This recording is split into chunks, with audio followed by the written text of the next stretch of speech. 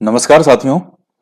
तो देखें मित्रों, अभी हम जालोर के चौहान शासकों के बारे में पढ़ रहे थे और लास्ट जो हमने क्लास थी उसमें आपको पूरा मैंने समझा दिया था कैसे कैसे आक्रमण होता है और लास्ट में 1311 का जो है ये शाखा संपन्न हो जाते हैं। तो अब जो कुछ फैक्ट वगैरह है वो नोट से देख लेते हैं और उसके साथ ही ये वाला टॉपिक आपका कंप्लीट हो जाएगा। तो कानड़ देव चौहान 1305 से 1311। 1298-99 में अलाउद्दीन की सेना ने गुजरात आक्रमण के दौरान सोमनाथ को लूटा और शिवलिंग तोड़ दिया। वापसी के दौरान जालोर की सेना ने मंत्री जेता देवड़ा ने इन पर आक्रमण किया और शिवलिंग के 5 टुकड़ों को 5 अलग अलग गांवों में स्थापित करवाया। तो जब सेना इसकी वापस जाती है, जालोर के अंदर से गुजरती है, तो वीरम देव और इसका मंत्री जेता देवड़ा ये लोग आक्रमण करते हैं और इनको लूट लेते हैं और ये जो शिवलिंग वगैरह है इसको सह सम्मान स्थापित करवाते हैं इसके टुकड़ों को।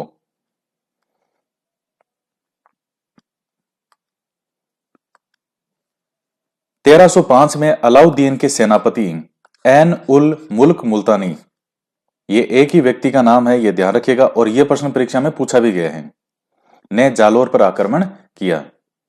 कानड़ देव को यह सम्मानजनक संधि का वादा कर अपने साथ दिल्ली ले गया, लेकिन अपमान होने पर कानड़ देव वापस लौट आता है। कई इतिहासकार तो यह भी कहते हैं कि जो कानड़ देव है ये नहीं गया था, वीरम देव गया था यहां पर। कई ये कहते हैं कानड़ देव और वीरम देव दोनों गए थे। अब देखिए, चूंकि मैंने आपको पहले भी मैं ये लाइन बोल चुका हूं, 15वीं शताब्दी से पहले आपको राजस्थान के राजपूत शासकों के बारे में, यहां के जितने भी शासक में हैं, चाहे गुजर प्रतिहार में हो चाहे राजपूत शासक में हो, इनके बारे में इतिहास लेखन आपको नहीं मिलेगा। मतलब उतना क्लियर स्पष्ट रूप से दैनिक जो डायरी मेंटेन होती है उस तरह से कोई इतिहासकार अपने साथ में ये नहीं रखते थे जो हमेशा से ये चीजें लिखता था। तो फिर हमें कुछ शिलालेख वगैरह हैं या फिर इधर उधर से ढूंढ ढांड के कोई रिसर्च पर पहुंचते हैं। तो ले दे के बात यह है कि कानड़ देव वापस लौट आता है जब अलाउद्दीन ये कहता है कि कोई भी राजपूत शासक ऐसा नहीं है जो मेरे सामने ठहर सके। तो इस तरह का घटनाक्रम है। 1308 में सिवाना पर अलाउद्दीन का आक्रमण होता है। ये कमालुद्दीन गुर्ग जो है, मैंने आपको बताया था, ये ध्यान रखिएगा आप। और जब कमालुद्दीन गुर्ग से पार नहीं पड़ती है सिवाना को जीतने में, तब कहते हैं कि फिर अलाउद्दीन स्वयं आया था और फिर इन्होंने वो जो बावला था गद्दार उसको अपनी तरफ मिलाया और उसने फिर जो है इनको सारी चीजें, ये जैसे जो वो था कुंड तालाब, उसमें गोरक्त वगैरह मिलवा दिया था। तो शिवाना का किला है कहां पर? अभी तो शिवाना वर्तमान में बाड़मेर में है और हल्देश्वर की पहाड़ी पर बना हुआ है। जो पहाड़ी है उसका नाम है हल्देश्वर की पहाड़ी। इसका निर्माता कौन था शिवाना दुर्ग का? वीर नारायण पंवार। ये ऐसे लिख दिया साथ में दोनों पॉइंट। ये वीर नारायण पंवार का तो कई बार पूछा है कि जब ये दुर्ग बना था शिवाना का तब इसका निर्माण करने वाला कौन था, तो वीर नारायण पंवार का नाम आता है। तो शिवाना में इस दुर्ग में शीतल देव और सोम ने सामना किया। ये कौन थे? कानड़ देव के भतीजे। 2 जुलाई 1308 को कमालुद्दीन गुर्ग के नेतृत्व में किला घेर लिया गया और 10 नवंबर 1308 को जीत लिया। तो ये देख लिए, जुलाई, अगस्त, सितंबर, अक्टूबर, नवंबर, 4 महीने तक इनको घेराबंदी करनी पड़ी, तब जाकर के ये शिवाना को जीत पाते हैं। विश्वासघाती कौन होता है? भावला। एकमात्र पानी के स्रोत भांडेलाव के अंदर इसने गोरक्त मिला दिया था। तो उस पानी को है ये फिर कौन पिएगा? आपके सामने अगर पानी और उसके अंदर किसी का, गाय का अगर खून मिला दिया जाए, और गाय का ही क्यों मिलाते थे? क्योंकि हिंदुओं के लिए गाय क्या होता है? एक माता के समान है, इसको बहुत ज्यादा पवित्र माना जाता है। तो इसलिए वो गोरक्त मिलाते थे ताकि अब तो इनको किले के द्वार खोल के सामने आना ही पड़े, क्योंकि दुर्ग इस तरह से बनते थे कि कोई अंदर जाएगा कैसे। तो इसलिए फिर तो ये गद्दार जो है, ये यहां गद्दार होता है भावला, और कमालुद्दीन को दुर्ग सौंप दिया गया। यह क्वेश्चन यहां बहुत महत्वपूर्ण है, यह चीज आप ध्यान रखिएगा कि सिवाना का दुर्ग जीतने के बाद किसे यह दुर्ग सौंप दिया गया था कि अब तू देख इसको संभाल, तो वो था कमालुद्दीन। जैसे मैंने आपको रणथंभौर का बताया था कि रणथंभौर का दुर्ग विजिट करने के बाद अलाउद्दीन ने वो दुर्ग किसको सौंपा था? उल्लू खान को। ये क्वेश्चन बहुत महत्वपूर्ण बनते हैं, तो ये पॉइंट भी आपके लिए बहुत ध्यान में मोस्ट है। कमालुद्दीन गुर्ग, इसका पूरा नाम था कमालुद्दीन गुर्ग। इसको क्या सौंप दिया? दुर्ग। गुर्ग को क्या सौंप दिया? दुर्ग। इसके बाद में 1311 के अंदर जालोर का प्रथम साका होता है। कमालुद्दीन गुर्ग के नेतृत्व में आक्रमण हुआ।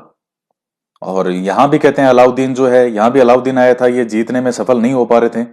और अलाउद्दीन आता है वो कोई इधर उधर का रास्ता निकालता है फिर। तो फिर क्या रास्ता था कि दैया बीका जो है इसको इन्होंने अपनी तरफ मिला लिया। ये विश्वासघाती निकलता है। और बाद में जब इसकी पत्नी को पता चला कि दैया बीका इस तरह से निकला है, तो दैया बीका की पत्नी ने अपने पति को ही मार दिया। वो एक फिल्म आई थी ओमकारा, तो ओमकारा के अंदर भी जो सैफ अली खान उस फिल्म के अंदर एक विलेन का रोल करता है।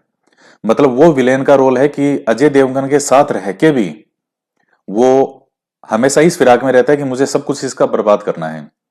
क्योंकि वो जो नया बाहुबली बनाता है अजय देवगन अपने बाद, वो इस सैफ अली खान को नहीं बना करके और अपने भाई को बना देता है। विवेक ओबेरॉय होता है। तो उसका बदला लेने के लिए इस तरह से चीजें करता है सारी। तो जब लास्ट में अजय देवगन को उसमें सब कुछ पता चल जाता है, जिसका नाम ओमकारा होता है, कि ये सारा जो खेल रचा था इस विलेन ने रचा था सैफ अली खान में। इसका नाम था, विलेन का नाम था लंगड़ा त्यागी। वो खुद को बोलता रहता था लंगड़ा त्यागी बाहुबली, लंगड़ा त्यागी बाहुबली, लेकिन वो बनता नहीं बाहुबली। तो इस लंगड़ा त्यागी की जो पत्नी है उसको लास्ट में ये पता चलता है कि सारा खेल रचने वाला ये था। ओमकारा को भी पता चल जाता है। तो वो इसकी लंगड़ा त्यागी की पत्नी कटार से अपने पति की गर्दन काट देती है सैफ अली की, कि तूने सब बर्बाद कर दिया, पूरे परिवार को तहस नहस कर दिया। तो यहां ये विश्वासघाती जो है ये कौन था? दैया बीका था। और आपके भी आसपास जो है आपको हमेशा सावधान रहना चाहिए कि आपको घर परिवार के अंदर सलाह देने वाला कौन है। कहीं कोई शकुनी जैसा तो नहीं है, या फिर कोई मंत्रा तो नहीं है। ये शकुनी और मंत्रा वो पात्र हैं महाभारत और रामायण के, जिन्होंने जिनका जो सलाह से क्या हो गया, इस मंत्रा की सलाह से राम जी को वनवास मिला। और शकुनी जो था इसने पूरी उम्र दुर्योधन के मन में विष बोया। अब शकुनी था तो इस दुर्योधन का मामा ही था। तो भले ही आपके आसपास कौन है, आप किससे सलाह लेते हो, अगर वो इंसान सही सलाह नहीं दे रहा है और आपको लगता है कि वो आपका वेल विशर है, जबकि हकीकत में वो वेल विशर नहीं होता, ये पहचान करनी पड़ेगी आपको कि कौन आपका है और कौन नहीं है। केवल रिश्ते होने से कुछ नहीं होता है। कानड़ देव और वीरम देव के नेतृत्व में केसरिया होता है। इंसानों की परख के मामले में कई बड़े जबरदस्त आते हैं। बाबर का जिक्र अगर आप बाबर के बारे में सुना ही होगा। हालांकि भारत में कार्यकाल बाबर का ज्यादा नहीं रहा। 1526 में वो इब्राहिम लोदी को हराता है और 1530 के अंदर बाबर की मृत्यु हो जाती है। लेकिन बाबर की ये विशेषता बहुत जबरदस्त थी, वो आदमी के थोड़ी देर देख करके बता देता था कि ये आदमी कैसा निकलेगा। तो ये इंसान की जो परख करने की क्षमता होती है ये सब में नहीं होती। कुछ कुछ लोग होते हैं जिनके अंदर इंसान को परखने का ये होता है कि ये इंसान ऐसा निकलेगा, तो फिर वो उसी तरह से जो है ये करते थे। तो यहां के जो राजपूत शासक हैं वीर होते थे, योद्धा होते थे, बाहुबल होता था, लेकिन विश्वासघाती कौन है अपना और कौन नहीं है उसमें भेद नहीं कर पाते थे। तो आप पूरे देख लीजिए, सब राजाओं को इसी की कीमत चुकानी पड़ी कि उनके आसपास का था वो कोई ना कोई गद्दार जरूर निकला है। कानड़ देव और वीरम देव के नेतृत्व में जो है वो केसरिया होता है। अलाउद्दीन ने जालोर का नाम क्या रखा था? जलालाबाद। अलाई मस्जिद का निर्माण करवाया। एक वो पॉइंट मैंने आपको बताया था, शिवाना को विजिट कर लिया था 1308 में। शिवाना का जो साका होता है वो, तो शिवाना का नाम बदल कर रख दिया था खेराबाद, ये ध्यान रखिएगा आप। फिरोजा जो कि अलाउद्दीन की पुत्री थी, वीरम देव से प्रेम करती थी और यमुना में कूदकर आत्महत्या कर लेती है। सारी कहानी मैंने आपको बता दी। इसका प्रेम भी गजब ही था, एक तरफा था।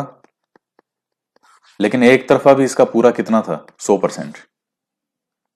तो ऐसे प्रेम तो इतिहास में क्या विरले ही मिलते हैं।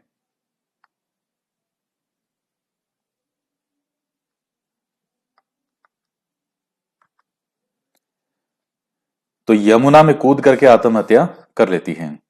फिरोजा की जो दहाई थी वो कौन थी, गुल बिहिस्त। ये कई बार परीक्षाओं में पूछा भी गया है, इसका नाम बोर्ड के जो एग्जाम है, ये जो अधीनस्थ बोर्ड, इसकी कई पेपर में मुझे ये गुल बिहिस्त नाम का क्वेश्चन मिला है।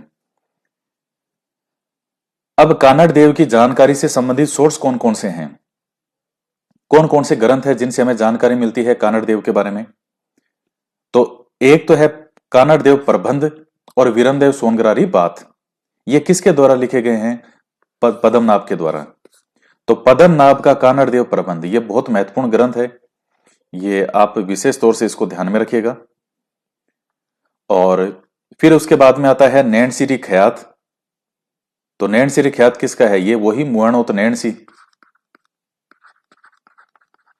फिर है खजाइन उल फतू है अमीर खुसरो का, क्योंकि अमीर खुसरो अलाउद्दीन के हर अभियान में उसके साथ साथ रहता था, इतिहास लिखता था, ये डायरी मेंटेन करता था। हालांकि कई इतिहासकार कहते हैं कि जो अमीर खुसरो है कई जगह थोड़ी अतिशोक्ति कर देता है, क्योंकि जो उसका मालिक है तो अपने मालिक की वो ज्यादा ही तारीफ करेगा। लेकिन फिर भी उस समय जो इतिहासकार उसके साथ है, तो जो डेट वगैरह है, तारीख है, कब की घटना है, उन चीजों की तो हमें सटीक जानकारी मिल जाती है। फिर तारीख फरिश्ता, तो ये फरिश्ता के द्वारा लिखा गया, ये भी मध्यकाल का इतिहासकार है, मुस्लिम इतिहासकार था। तो ये पॉइंट आप ध्यान में रखिएगा। अलाउद्दीन ने सिवाना का नाम बदल के रख दिया था खैराबाद, और जालोर का नाम बदल के रख दिया था जलालाबाद। शिवाना में जौहर जो है वो मेणादे के नेतृत्व में होता है, और जालोर में जेतलदे के नेतृत्व में होता है। अब ये मैंने लिख दिया है, लेकिन सामान्यतः ये क्वेश्चन नहीं आता है। जौहर में जो बड़ी बड़ी रानियां थी, जैसे रणथंभौर, चित्तौड़, वहां रानियों का नाम पूछ सकता है। यहां सामान्यतया रानियों का नाम नहीं पूछता। फिर भी मैंने पॉइंट लिख दिया है कि सिवाना में जौहर किसके नेतृत्व में होता है, महिला जो है मेणादे, और जालोर में होता है जेतलदे के नेतृत्व में। तो ये रणथंभौर के चौहान शासक हैं, ये समाप्त होते हैं। और अब देखिएगा जो इसकी हार होती है कानड़देव चौहान की, तो हार के कारण क्या क्या होते हैं ये आपको पता है भाई। शुरू से आप देखिएगा, कई इतिहासकार सबसे पहले ये कहते हैं कि ये जो एन उल मुल्क मुल्तानी आता है, तो 1305 का जो समय था, कानड़ देव को उस एन उल मुल्क मुल्तानी के बातों में नहीं आना चाहिए था, और उसी समय इसको आक्रमण करना चाहिए था, उसका सामना करना चाहिए था। क्योंकि एन उल मुल्क मुल्तानी था, उसके मन में ऐसा नहीं था कि उसके मन में कोई भाव उमड़ गया प्रेम का, कि अरे नहीं नहीं जी कानड़ देव जी हम युद्ध क्यों करें। हकीकत ये थी कि तब तक आप जानते हैं अलाउद्दीन के अभियान तो हो ही रहे थे भाई। राजस्थान के मैं अभियान तो आपको मैं बता ही चुका हूं। 1301 में ये रणथंभौर का अभियान, कितने सैनिक मारे गए होंगे, इसका सेनापति था अलाउद्दीन का नुसरत खान, वो मारा गया था। 1303 में मेवाड़ का शाखा, यहां भी इसके कितने सैनिक मरे होंगे। उसके बाद फिर ये जो और भी इधर उधर अभियान तो भेजता ही था बाहर भी भाई, हम तो केवल यहां पढ़ रहे हैं राजस्थान का, इसके अलावा भी अभियान तो करता ही था ये। तो इसकी सेना में जो बचे कुचे सैनिक भी थे, उनकी इतनी क्षमता नहीं थी, रात दिन वो युद्ध युद्ध कर रहे थे। जैसे जब आप विश्व विजेता सिकंदर के बारे में पढ़ते हैं, तो सिकंदर की सेना ने आगे लड़ने से मना कर दिया था कि यार जब से घर से निकले कितने वर्ष हो गए, रोज युद्ध युद्ध करो युद्ध करो युद्ध करो, हम तो युद्ध करते करते पक चुके हैं। तो एन उल मुल्क मुल्तानी की जो सेना है वो युद्ध करते करते क्या हो चुकी थी, उसमें क्या हो चुकी थी, थकान हो चुकी थी। तो इसलिए वो संधि का प्रस्ताव रखता है। तो इतिहासकार कहते हैं कि कानड़ देव को एन उल मुल्क मुल्तानी के बुलावे में नहीं आना चाहिए था, उसकी बात नहीं माननी चाहिए थी। फिर इसके बाद में 1305 के बाद का जो समय है, 1305 में जब कहते हैं कि जब कानड़ देव दिल्ली गया, नाराज होकर के वापस आ गया, तो 1305 से लेकर के 1311 के बीच का जो समय है वो कानड़ देव मजबूत करता है, लेकिन उतना भी इसने कोई इतना भी एक्शन नहीं लिया जितना इसको लेना चाहिए था। तो कुछ इस तरह का जो समय है इसने बीच में व्यर्थ का गंवा दिया। भाई ये चीज आपके लिए भी आती है कि जो विद्यार्थी एक तो वैकेंसी आने के बाद तैयारी करते हैं, और एक विद्यार्थी वो होता है जो वैकेंसी आने से पहले तैयारी कर रहा हो। जैसे रीट वाले के अंदर मतलब क्या जबरदस्त हुआ रीट में कि मैंने ऑनलाइन यूट्यूब पे जो बुक्स पढ़ाई थी आरबीएससी की, उस टाइम तो कोई वैकेंसी दूर दूर तक नाम ही नहीं था। तो मेरे साथ साथ कितने हजारों विद्यार्थियों ने, कम से कम 5 से 10 हजार विद्यार्थी थे जो हमेशा उन्होंने रेगुलर पढ़ाई की। और ऑनलाइन जो टेट सीरीज की मैंने ऐप पे वो भी ज्वाइन कर ली। तो जब तक वैकेंसी आई तब तक उन विद्यार्थियों का तो सब कुछ तैयार था जीके। और जो नहीं मानते थे बातें वो वैकेंसी आने तक भी कंफ्यूज रहे, हम आरबीएससी पढ़े या एनसीईआरटी पढ़े। उन्होंने कोई सी भी नहीं पढ़ी, आज तक भी उन्होंने नहीं पढ़ी। कोई एनसीईआरटी पढ़ लेते तो भी भला होता, लेकिन उन्होंने पढ़ा ही नहीं कुछ भी। वैकेंसी आने से पहले की जो तैयारी होती है वो हकीकत में तैयारी होती है। अभी का जो समय चल रहा है वो इतना गोल्डन टाइम है आपके लिए, मजे से पढ़ो, खूब सारा पढ़ो। तो व्यर्थ समय नहीं गंवाना चाहिए। टाइम इज मनी, समय ही सब कुछ है। फिर तीसरा कारण यह आता है कि जब 1308 में यहां आक्रमण करता है अलाउद्दीन खिलजी ये सिवाना पे, तो मैंने आपको बताया था कानड़ देव को सातल देव की सहायता करनी चाहिए थी। वो युद्ध क्यों कर रहा था? वो इनके लिए ही तो कर रहा था युद्ध। और ये यहां पर बैठे रहे जालोर में, ये सहायता करने के लिए नहीं गए उसकी। 4 महीने कम नहीं होते, 4 महीने तक वो शिवाना में घेरा डाल के बैठा रहता है। जो गुर्ग है कमालुद्दीन गुर्ग, आराम से सेना लेकर के ये जा सकता था, अपना जो बेटा के नेतृत्व में भेज सकता था, किसी मंत्री को बना देता, किसी को भी बना के भेज देता सेना नायक बना के। तो सातल देव सोम है, उनको भी सहायता मिलती, लेकिन नहीं किया इसमें। तो वो भी इसकी गलती मानी जाती है कि युद्ध का हो सकता है कुछ अलग ही परिणाम होता। फिर विश्वासघाती, तो इतिहासकार क्या लिखते हैं कि भारत के विनाश में देश के देशद्रोहियों का, राजद्रोहियों का सदा से प्रमुख हाथ रहता आया है। ये इतिहासकार कहते हैं, ये किताबों में लिखे गए लाने हैं कि भारत का जब जब विनाश हुआ है तो बाहर वालों में उतनी क्षमता नहीं थी कि विनाश कर पाए, लेकिन यहां कोई ना कोई देशद्रोही जरूर निकले हैं और उनकी वजह से हिंदुस्तान का विनाश होता है। तो यहां भी जो विनाश कौन किसने किया? बीका दैया जालोर में। तो यही चीजें हैं। और बाकी जैसे यहां के जो शासक थे, राजपूत शासक, इनका युद्ध करने का वही तरीका होता था, पुराना परंपरागत तरीके से युद्ध करते थे। जबकि ये जो इधर थे तुर्क, इनके पास अलग अलग तरह की योजनाएं होती थी और अलग अलग जो सैनिक टुकड़ियां होती है वो ये अलग अलग रखते थे। घुड़सवार अलग होते थे, तीर चलाने वाले अलग होते थे। अपने यहां इतना बड़ा सेना भी नहीं हो। और इतिहासकार कहते हैं कि अब तक अलाउद्दीन ने जितने भी अभियान भेजे थे उनमें सबसे बड़ी सेना अलाउद्दीन की इसी के समय आई थी, जालोर के समय।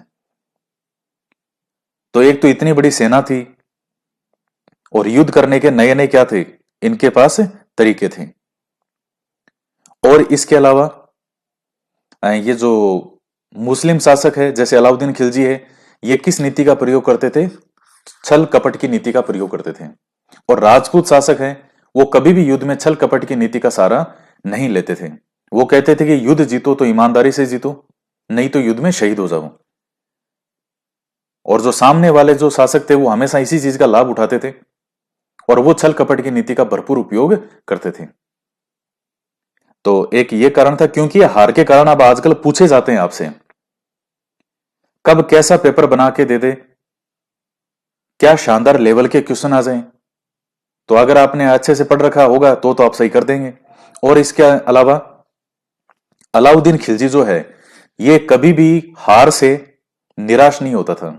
इसकी यह विशेषता मानी जाती थी कि अलाउद्दीन खिलजी कभी भी अपनी हार से निराश नहीं हुआ। कितने कितने महीनों तक घेराबंदी करके बैठा रहता था, कभी इसका कोई मर जाता, कभी कोई सेनानायक मर जाता, ये वापस अपनी सेना इकट्ठी करता, फिर कोई अभियान भेजता, फिर वापस सेना हारती, सफलता नहीं मिलती, फिर सेना भेजता, लगता सेना का मोरल डाउन हो रहा है, मनोबल गिर रहा है, तो ये खुद सेना के साथ जाता, वहां बैठा रहता, उनका मनोबल बढ़ाता। तो ये हार से कभी निराश नहीं होता था। तो ये कई चीजें हैं। और इसके बाद में आता है कि जालोर दुर्ग जब इसने विजित कर लिया तो उसके परिणाम हमारे सामने क्या आते हैं? तो एक तो जालोर का जो सोनगरा वंश है वो समाप्त हो गया। इसके अलावा जालोर का नाम बदल के क्या रख दिया? जलालाबाद रख दिया।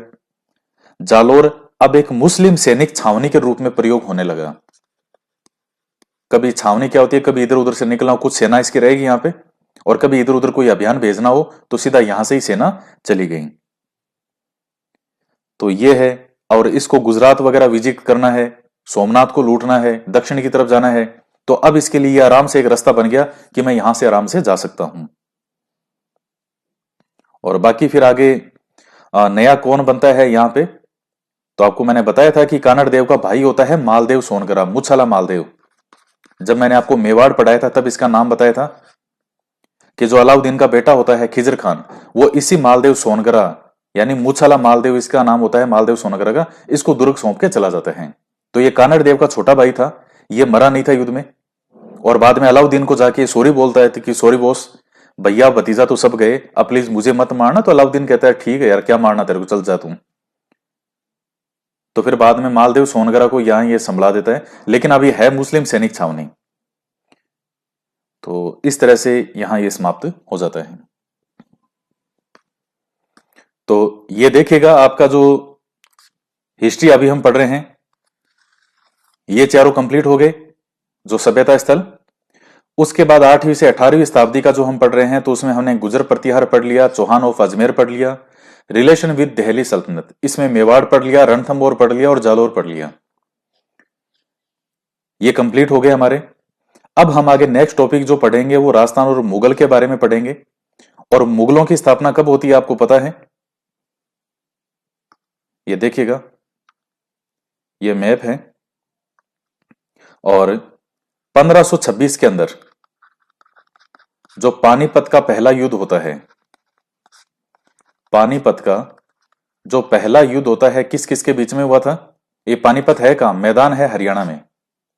दुनिया के जितने भी भारत को बदलने वाले बड़े बड़े युद्ध हुए वो सब हरियाणा में ही हुए हैं। क्यों? मैदान थे, बाहर से आते थे आक्रमण करने, इधर वाले यहां तक अपना मानते थे, तो पानीपत के खूब बड़े बड़े मैदान हैं, तो वहां युद्ध होता था। तो पहला पानीपत का मैदान जो पानीपत का पहला युद्ध 1526 में हुआ था, किसके बीच में? बाबर के बीच में, और बाबर और इब्राहिम लोदी। और मैंने आपको बताया था इब्राहिम लोदी दिल्ली सल्तनत का पहला सुल्तान था जो युद्ध भूमि में लड़ता हुआ मारा गया था। इब्राहिम लोदी की भी जब सेना हारने लगी तो इसके सैनिकों ने कहा था इब्राहिम लोदी को कि सब आप चले जाओ युद्ध छोड़ के। इब्राहिम लोदी कहता है कि मैं मेरे सैनिकों को छोड़ के नहीं जाऊंगा। तो ये भी वीर था, वीर तो थे, योद्धा जो होते थे वो वीर ही होते थे सारे। युद्ध में वही लड़ेगा जो, क्योंकि सैनिक सैनिक होता है और सैनिक हमेशा सम्मान के योग्य होता है, चाहे वो किसी भी देश का हो। तो इब्राहिम लोदी जो है वो युद्ध भूमि में लड़ता हुआ मारा गया था, पहला सुल्तान दिल्ली सल्तनत का जो युद्ध भूमि में लड़ता हुआ मारा गया। और वैसे अंतिम सुल्तान था ये, क्योंकि इसी के साथ ही सल्तनत काल समाप्त हो जाता है। 1206 से कुतुबुद्दीन ऐबक से लेकर के और 1526 का जो ये इब्राहिम लोदी की मृत्यु के साथ ही सल्तनत काल समाप्त, लोदी वंश था समाप्त हो गया। और अब यहां से दिल्ली पर स्थापना होगी मुगल काल की। आगरा भी इन्हीं के अधिकार में था, तो दिल्ली और आगरा ये सब किसके हो गए? मुगलों के। तो 1526 के अंदर ये बाबर यहां आ जाएगा, युद्ध में जीत लेगा, और 1530 में बाबर की मृत्यु हो जाएगी। बाबर के बाद में इसका बेटा बनेगा हुमायूं, हुमायूं के बाद में इसका बेटा बनेगा अकबर। हालांकि बीच का जो समय है 1540 के बाद का, 1540 से लेकर के लगभग 1556 के बीच का सा जो समय है, तो वो कोई ये जो मुगलों के लिए ज्यादा अच्छा समय नहीं रहा था। हुमायूं को भागते रहना पड़ा लगातार शेरशाह सूरी से। फिर बाद में वो भविष्य में वापस यहां आता है, लेकिन वो उसको शासन करने का ज्यादा मौका ही नहीं मिला, और वापस आने के 1-2 साल में उसकी मृत्यु हो जाती है। फिर आगे अकबर जो है ये गद्दी पर बैठेगा, और अकबर के बाद में कौन बनेगा? इसका बेटा है जहांगीर। जहांगीर के बाद में बनेगा शाहजहां, और शाहजहां के बाद में बनेगा औरंगजेब। तो मेन मेन यही शासक हैं। और आपको कोई पढ़ना पड़ेगा कि जो मुगलों के साथ संघर्ष, तो उसमें बाबर के साथ तो केवल राणा सांगा पढ़ना है आपको राजस्थान के संदर्भ में, क्योंकि बाबर कोई ऐसा नहीं था बहुत ज्यादा जिया, 1530 में तो मृत्यु हो गई थी। तो राणा सांगा के साथ में युद्ध होगा खानवा का। तो उसके बाद में फिर 1530 में मृत्यु है। और हुमायूं के साथ कोई यहाँ के शासकों का कोई ऐसा संघर्ष नहीं, क्यों? हुमायूं खुद ही अपनी जान बचा के भाग रहा था, इधर चला गया था अमरकोट की तरफ, उधर ही ये अकबर वक्कार ये इधर होता है जन्म। और अकबर जब फिर वापस आता है तो फिर अकबर के साथ सबसे बड़े संघर्षों में जो माना जाता है वो महाराणा प्रताप का आता है। और जो मारवाड़ का शासक था राव चंद्रसेन, लेकिन चंद्रसेन आपके सिलेबस में नहीं है। तो इस तरह से हम पढ़ेंगे इसमें। सॉरी, चंद्रसेन है, स्लिप हो गया मेरे। ये चंद्रसेन जो है आपके सिलेबस में है। तो राणा सांगा, फिर महाराणा प्रताप, मान सिंह ऑफ आमेर, तो ये है। फिर है चंद्रसेन। तो चंद्रसेन जो है ये मारवाड़ का शासक है। वही अकबर के साथ जो संघर्ष है वो पढ़ेंगे हम। चंद्रसेन ने भी बहुत संघर्ष किया था। महाराणा प्रताप के पास में कुछ तो लोग थे जिनके पास पैसा वैसा था। चंद्रसेन की स्थिति तो बहुत बुरी थी।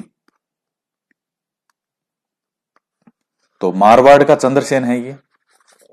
राय सिंह, बीकानेर का हमें पढ़ना है राय सिंह, और मेवाड़ का राज सिंह। तो हमें मेवाड़ के 3 शासक पढ़ने हैं मुगलों के संदर्भ में, राणा सांगा, महाराणा प्रताप और राज सिंह। तो 3 तो मेवाड़ के शासक हो गए। एक जयपुर का शासक है मान सिंह, एक जोधपुर का यानी मारवाड़ का शासक है चंद्रसेन, और एक बीकानेर का शासक है राय सिंह। तो इसमें सांगा, प्रताप और राज सिंह और चंद्रसेन, इनका तो संघर्ष है मुगलों के साथ।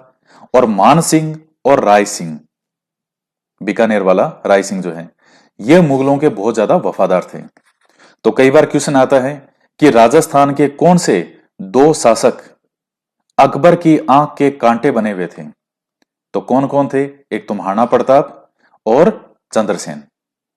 कई बार यह पूछा जाता है कि राजस्थान के कौन से 2 राजपूत शासक सबसे ज्यादा अकबर के सहयोगी रहे? तो उसमें फिर नाम किसका आएगा? मान सिंह का आएगा और राय सिंह का आएगा। तो ये 6 टॉपिक जो ही आपके कंप्लीट होंगे राजस्थान और मुगल वाले, ये कंप्लीट होने के बाद में फिर मैं कभी भी आपका 100 क्वेश्चन का टेस्ट पेपर ले सकता हूं। तो आप साथ साथ में पढ़ते रहिएगा इस मैटर का, इतना जो है ये। और टेस्ट पेपर अपलोड कहां किया जाएगा? यही जहां वीडियो अपलोड होते हैं, ये जो फोल्डर है कंटेंट वाला, इसी कंटेंट के फोल्डर में टेस्ट पेपर के नाम से मैं एक फोल्डर बनाऊंगा। तो पहले आपको बता दूंगा इस दिन इतनी बजे टेस्ट होगा, और कोई उस समय नहीं भी दे पाए तो टेस्ट पेपर तो हमेशा ओपन ही रहेगा आपके कोर्स के साथ। अब मान लो कोई टेस्ट पेपर का टाइम मैंने सुबह का रखा, कोई कहते सर मेरा घर का काम करती हूं उस टाइम, या मैं सर बाहर जॉब करता हूं, तो आप बाद में दे लो, शाम को दे लो, अगले दिन दे लो, टेस्ट पेपर तो हमेशा ओपन ही रहेगा।